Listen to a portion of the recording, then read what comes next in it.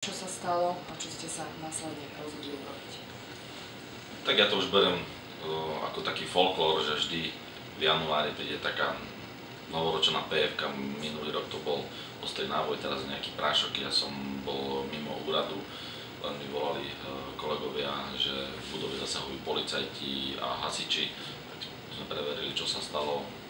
Prišla pošta, ktorá bola adresovaná mne, z ktorej sa vysypal neidentifikovateľný biely prášok.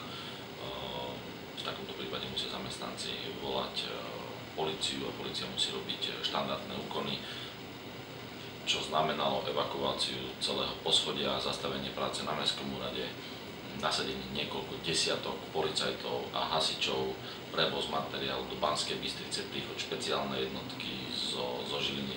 Jednoducho sa narobil obrovský humbuk, ktorý stal obrovské peniaze, ktoré budú musieť zaplatiť daňoví poplatníci. Čiže obyčajný výstrelok jedného, ja si dovolím, nedá sa to inakšie nazvať ako hlupáka, s prepáčením, pretože toto nemôže urobiť normálny človek. Zamestnal desiatky ľudí, pripravil nás za obrovské peniaze a preto som sa rozhodol vypísať odmenu 3000 eur pre toho.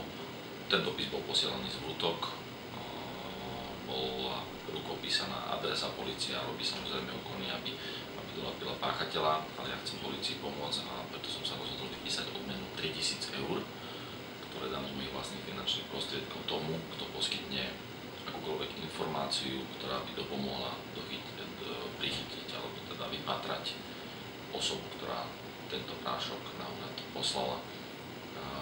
Ak by niekto mal takúto informáciu, tak môže kontaktovať ktorékoľvek oddelenie policajného zboru alebo prísť na mestský úrad a poskytnúť túto informáciu, pokiaľ polícia vyhodnotí túto informáciu ako oprávnenú a pomôže policajnému zboru vyšetrovateľom vypátrať páchateľa, tak bude vyplatená odmena 3000 eur.